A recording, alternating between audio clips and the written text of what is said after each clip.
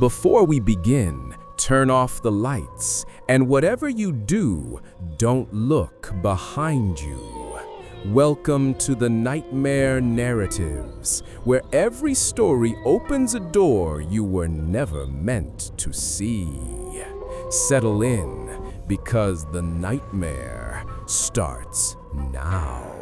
Looks like no more bodies will arrive tonight, Mukul thought as he sat outside the morgue. Maybe today he would get to go home early. Just as he was about to get up, the sudden rumble of a car startled him. He looked up. A body was being unloaded from the vehicle. He went closer. A woman. In the darkness, Mukul couldn't see her face clearly. They said it was a suicide case.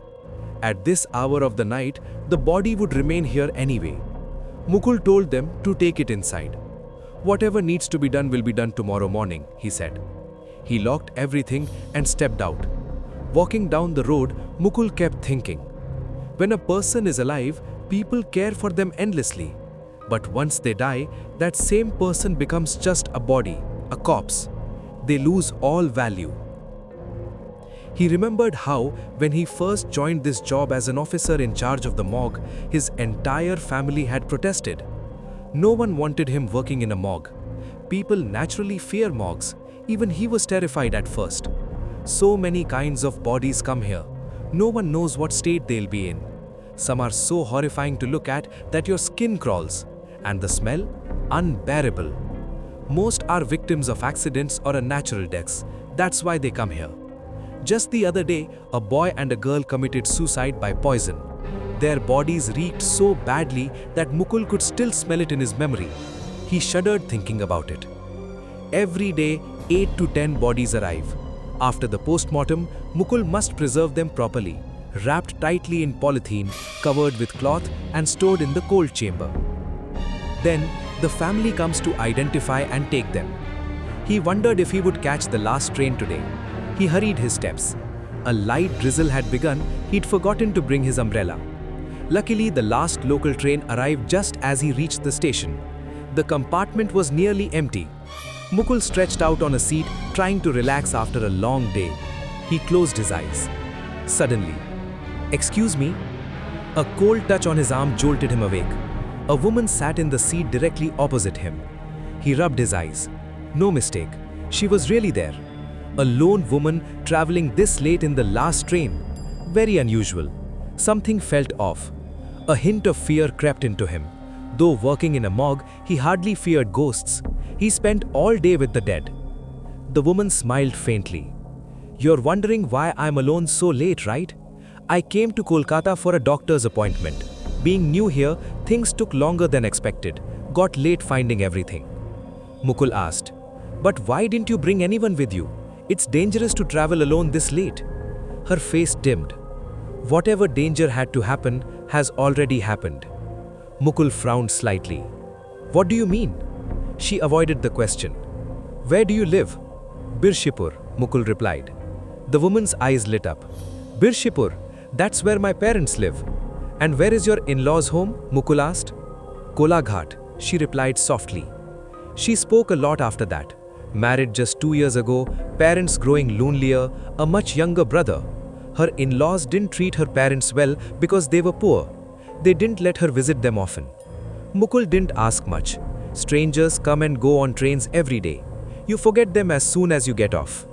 After a while, the woman said quietly, "Brother, girls like me disappear like this every day, and no one ever knows what happened to them."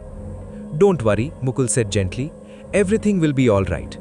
"No, nothing will be all right. Everything in my life is over." Soon it was time for Mukul to get down. The woman stood up too and said, "Will you do me a favor, brother? Please deliver this letter to my parents. They don't have a phone. I've written everything in here." She gave the address. For some reason, Mukul couldn't say no. It was a small place. He'd find the house easily. He nodded and got down from the train. Walking home, he wondered when did she even write that letter. He couldn't recall. Maybe he was too tired to think straight. The next morning, before going to work, he decided to deliver the letter. The house wasn't far. An old, frail man opened the door. Behind him stood a weak-looking mother and a younger brother. Their poverty showed on their faces. "My daughter Bubbly gave you a letter?" the father asked, tears immediately filling his eyes. "If you have 10 minutes, can you read it to us? Our eyesight is very weak." Mukul had work at the morgue. 4 new bodies had arrived. He should have hurried, but he couldn't refuse. He opened the letter and began reading.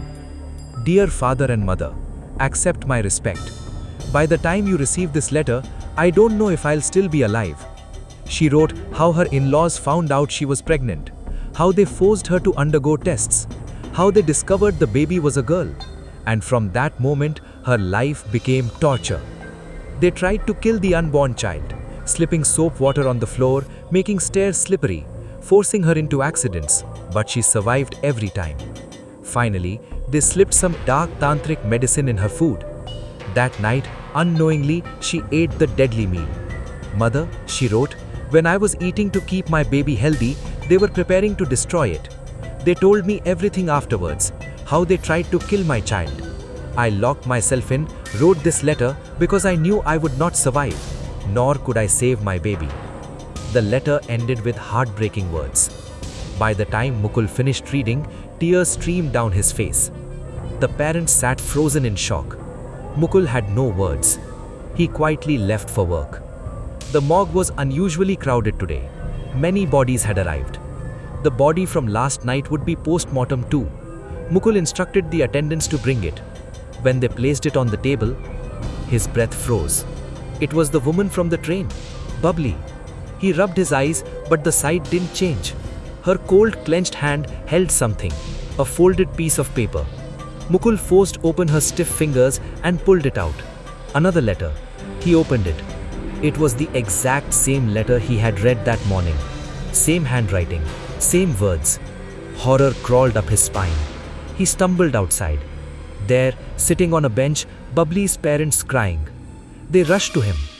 "An unknown caller told us to come here immediately, otherwise we would never know what truly happened to our daughter." Slowly, the entire truth became clear. The woman he met on the train, the woman he spoke to him so late at night, she was already dead.